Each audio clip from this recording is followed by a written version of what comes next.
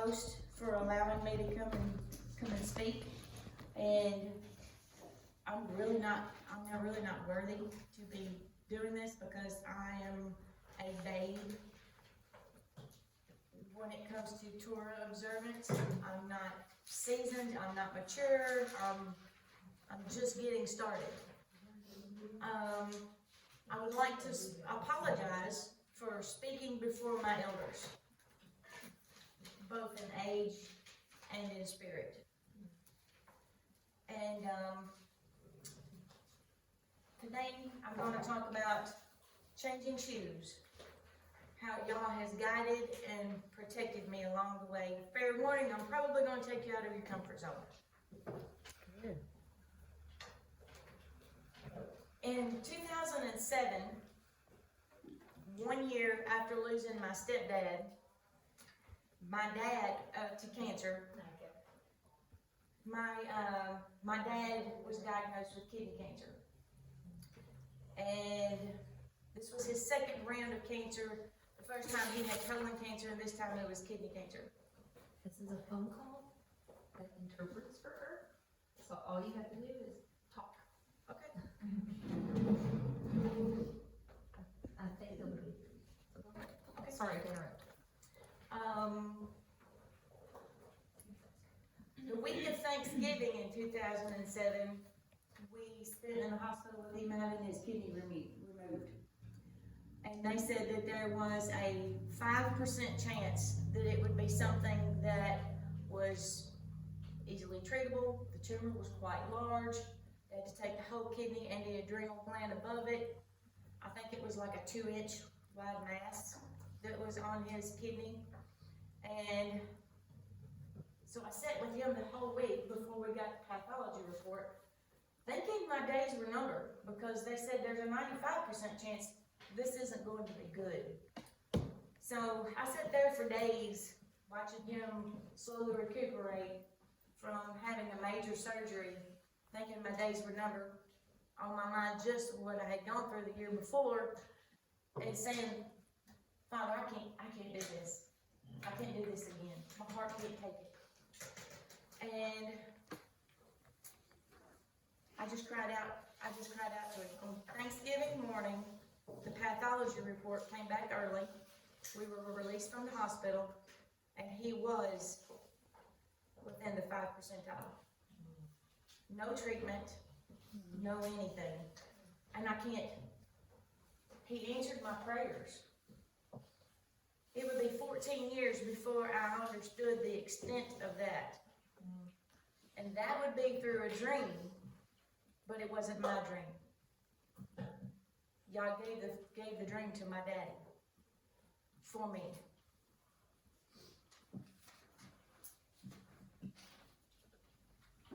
During this time, I was looking for a building to buy to put a salon in. And my dad also, during this time, had a CD to mature in the amount of $51,000. Exactly. And he wanted me to use that CD toward the purchase of my building. And I kept denying it, saying, no. I was worried about taking his money and then failing.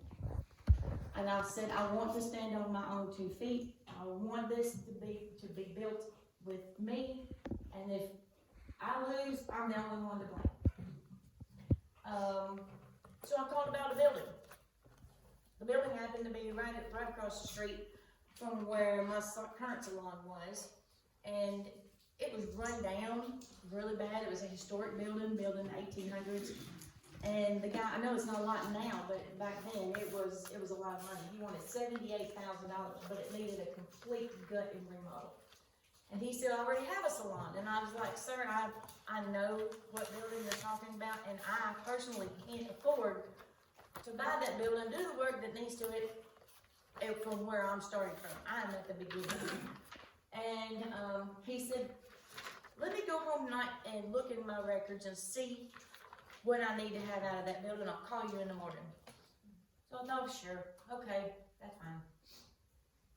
He called the next morning as I was walking into work, and he said, if you want that building, I'll let you have it for $51,000. I just stopped, and I was like, okay. Let me call my husband, and I'll get back with you. So I called my husband at work, and I was like, look, I don't know why, but we're supposed to buy this building. They want $51,000 for it. Exactly what, so I called my dad. He's happy. He's excited. He wants to watch me build on my inheritance rather than not know what I was going to do with it after he was gone. So, we bought the building on December the 14th, 2007. We signed the paper. I found that note because in my paperwork, going through, trying to find paperwork of his after he passed. Then, out of the blue, in 2017, I got a notification. You know, I bought this in 2007. Everything kind of crashed in 2008. We went through a recession. Well, it only hit me, and it didn't hit me until the years 2010 to 2012. Those years were hard years for me. I struggled to keep my doors open, and then after that, the business blossomed. I had people come in and work for me. We were booming. And then 2017, out of the blue, successful, thriving. I had an offer. A lady, actually an attorney called me up and said, I have someone that wants to buy your building. And I was like, it's not for sale. So we talked back and forth a little bit, and she came to the price where I would get out of my building what I had in it. And my dad was encouraging me to sell. He said, you need more time. You need to quit stressing. You need to quit pushing so hard. You need some downtime and not so much burden on your shoulders. So I was like, I don't know if this is going to be, I don't know how long it'll be before I get another offer to get back what I had in it. Because at that time I had a lot of money in it. So I called my husband. We're going back and forth. Is this what we're supposed to do? Is it what we're not supposed to do? I don't know. And he said, just out of curiosity, go online and add up all of the bills we owe. I had almost paid off my loan, my construction loan, so I was almost debt-free on the building. He said, add up our home, add up our vehicle, add up what you owe in your bill, everything we owe, and see what the number is. And I called him back, and I said, it's time to sell. And he said, what do you mean? And I was like, it is within hundreds of dollars of what it would take to get us out of debt. We owe just a few $100s less than what I'm going to be getting out of my building. It's time to go. That's how we got it. We bought it. That's how we're going to exit from it. I didn't see it then. I couldn't see it now. And I questioned y'all. I questioned it. Why not when I was struggling? Why now when I'm thriving, I'm making money, I'm booming? Why now? But y'all needed me to have some free time. I need to remove some things out of my life. And I'm going to be honest, he needed to remove some people out of my life that I couldn't see then. I could only see after I got out. And I mourned the loss of those people out of my life. But I understand it was for my good in the long run. Because people sometimes that you think are the closest are really not. Hold on, I got a sniff.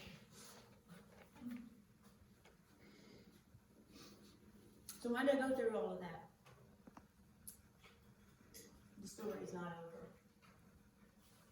That story leads me up to last year. In July 2021, at the end of July, 1st of August 2021, my dad was, sorry, my heart's still tender. My dad was diagnosed with leukemia. catch it for the third time. And the first two times he was diagnosed, I didn't really have a worry. I mean, I had a worry when he was in the hospital, but overall, I had a sense of peace. This time I knew. Holy Spirit, the Ruach, was warning me, was letting me know. And,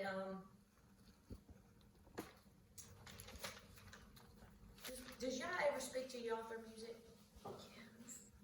Do you feel like he has just a message for you through music?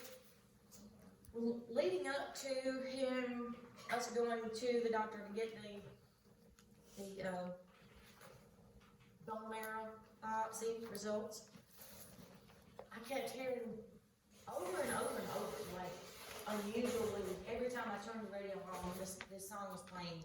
Lauren Daigle, Hold On to Me. Even when it's too dark to see you. I felt like he was singing that to me. I felt like he was assuring me that no matter what, that he was going to hold me. The day that we went for the diagnosis, Dad and I got in my car, and I started the car, that song was singing. That song was playing on the radio. And I said, I hear you, God. I understand. I know you're going to hold on to me. I understand. I trust you. Then I thought, that could be a coincidence, right? It could be a coincidence. So we go to the doctor's office, we get the diagnosis, we go back and get in my car, I started again, that song's playing again. I said, okay.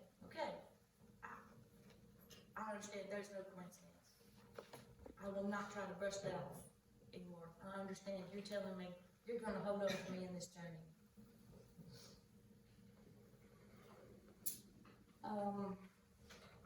We had a rough summer.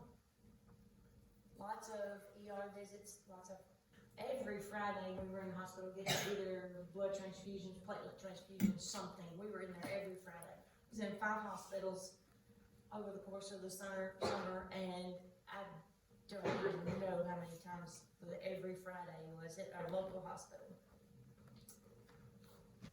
But the last trip that we made on the way to the hospital, I had to call an ambulance because my dad was in acute respiratory failure and having a heart attack. Y'all spoke to me on the way and said, this is it, we're going to be going home with hospice. Until he spoke to my heart so I could be prepared to come home.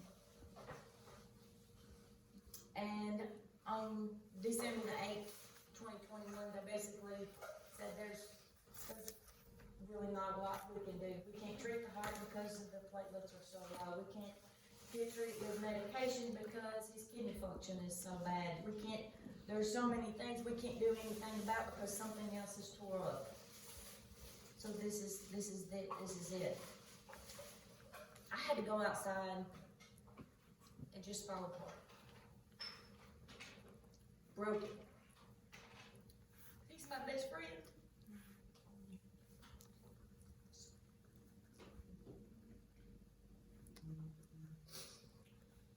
While I was outside, Dad had a dream. Daddy didn't really believe in dreams. He didn't believe that they were instruction or comfort or direction and that kind of thing. But I came back in, he said, I had a strange dream. He said, I dreamed I already did this. I said, what do you mean you already did this? He said, I already went home with hospice, and I got okay. And my first thought was, y'all's telling me he's leaving, but he's going to be healed. And then my mind started running, and I was taken back into 2007 when he had a second diagnosis, and I was crying out for mercy then.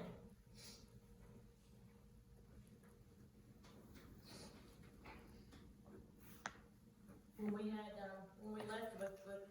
chemo, no radiation, no nothing, just the surgery, and it was done. He was great. My dad passed away on December the 14th of 2021. If you remember earlier, I told you we signed papers on that building December the 14th of 2011. So we signed papers on the 14th, he passed on the 14th, and it was 14 years. 14, double. Double anointing, I can't remember what all the number 14 means, but I know it's more, it has more meaning probably than I understand yet. And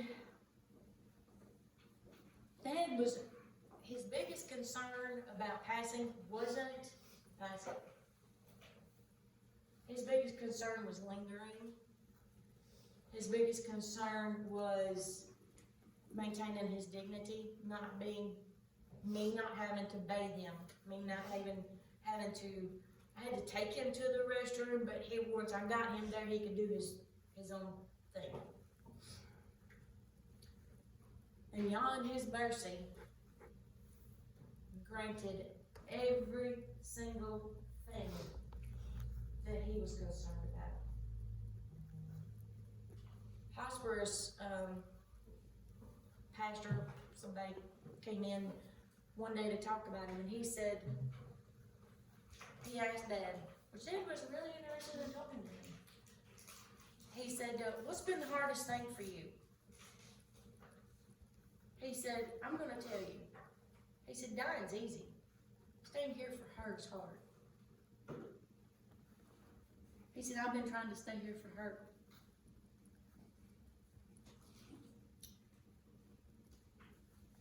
He was afraid of lingering, and he got up on the morning of December at 3 a.m. I took him to the bathroom. He sat in his recliner. He had coffee. We talked. We had a good chat, and he was gone at 11:30. Hard. So merciful. So merciful. Okay. How am I going on time? I don't have my watch. It's good. Okay. But I think, is that clock working? Okay. You can, you tell me what you need to tell. So in the past, since 2020, there's a verse that in Scripture, Revelations 12:11, and it says, and they overcame him by the blood of the Lamb and the word of their testimony, and they loved not their lives unto the death. And I never quite got the full gist of that last part. But Dad taught me that.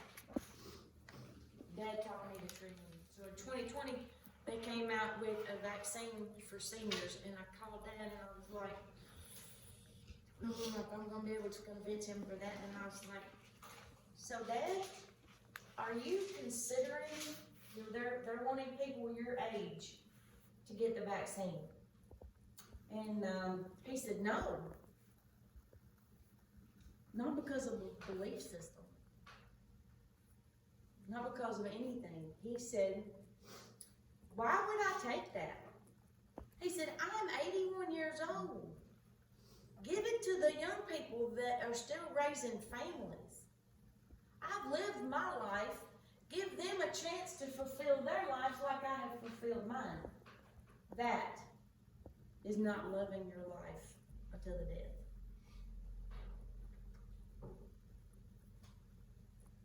Then when he got his diagnosis, he kept talking to doctors and doctors and doctors, so they want to sell you a cure. You know, they want you to sell you, but don't you want to live?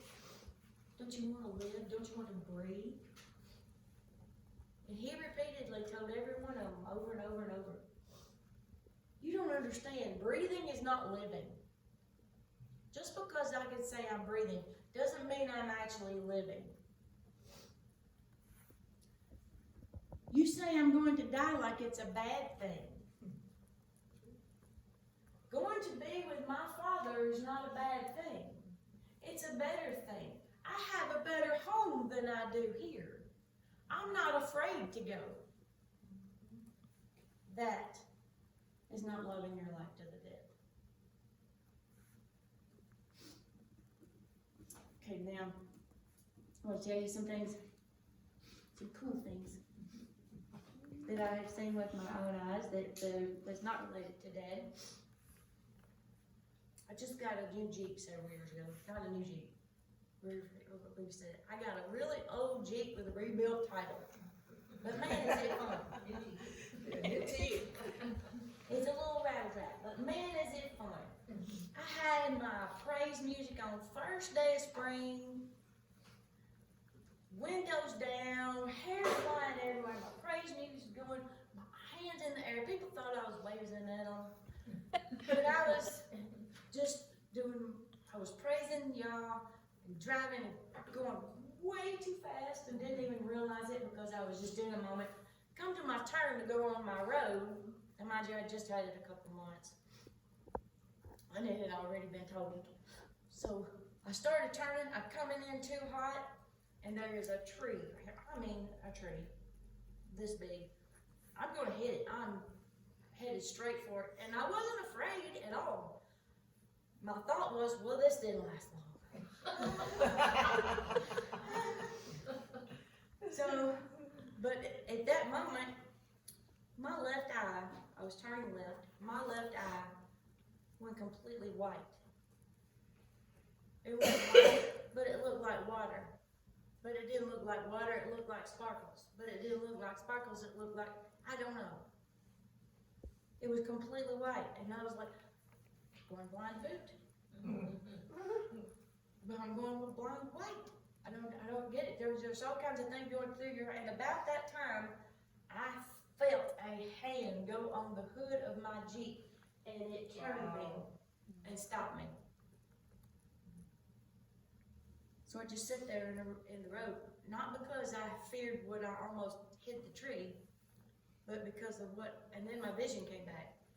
And then I sit there, and I didn't speak about this for a long time, for several days, because I didn't understand what just happened. Are you talking about somebody turning the radio down and driving home slow? The wreck didn't scare me. What I saw, what I felt, scared me. That was powerful. To stop my Jeep going that fast and just pulling you forward and stopping you so hard and turning you, that is fearful. Then there was one time I had cooked all day long. So 4th of July, we were shooting fireworks. I had cooked all day. I was worn out, been on my feet all day long. It was like 10:30 at night. Shooting fireworks for the grandbabies, not little fireworks, those big cannons where you drop the big balls in and they go way up and explode. Well, I had gotten so tired that I stopped running because I just didn't have the energy to run no more. So I was backing up probably from here to the pole, watching it go up, and then I was like, that's enough. There was one that didn't go up, it misfired. And there was people all in my yard, and I asked my husband what he saw afterwards. It came up about chest high, and it went out, come straight by me. All I saw was, it was so many fireworks, all I saw was a solid sheet of white surrounding me, except for about 2.5 to 3 feet around me. And there was a complete circle around me, and where it stopped was a wave. I can't describe the wave, but it was, you could tell that the edge of that, where it was hitting that and it was stopping, and I saw that, and because there's no need to run, it happened so fast, and I saw this, and I was just standing there, and everybody came running toward me, and I was like, I'm not it, I'm not it, I'm not it. And then I was like, what did you see afterwards? And he said, I just saw it coming all around you. And I was like, no, you don't understand. It didn't come within about 2.5 feet around me. I was surrounded. That was my hedge. Father placed a hedge around me that night to let me know, so I could see with my own eyes. Doesn't give me just cause to do anything silly. It's just a comfort to know that I'm protected. I got one more thing to tell you. Long before I understood that Father would speak to you through numbers, I ran from one. I ran hard from one. And the number was 66. And I kept running. I would look down, I would be going 66 miles an hour. It'd be 66 degrees. Signs would say 66. Battery on my phone would be 66. Everywhere I went, I could not escape from this, and I run from it. And I kept thinking, okay, let's reason with this. It's not 3, it's just 2. It's not 3, it's just 2. And I don't know what it is, but I was running from it because it was so close. It was so close. And then finally, I was sitting in church one day, and I didn't even realize this at the time. The evangelist held up the Bible, and he said, there's 66 books in this Bible, and I was like, okay, Father, I get it. And then finally, I realized I had never paid attention to the chapter and verse of my favorite verse. To Matthew 6, verse 6. Go into your closet to pray. I always calls my back porch my church, and then I found that verse, and I was like, okay, never mind, my back porch is my closet. So there was 66. So Father was simply telling me, get in your closet and get in my word the whole time. And I was running from it. I run from it every day. And that concludes everything I had prepared for you today. I hope it's helped you, hope it's brought you some peace, comfort, and realize how the Father will speak. Awesome, thank you. Through all of that.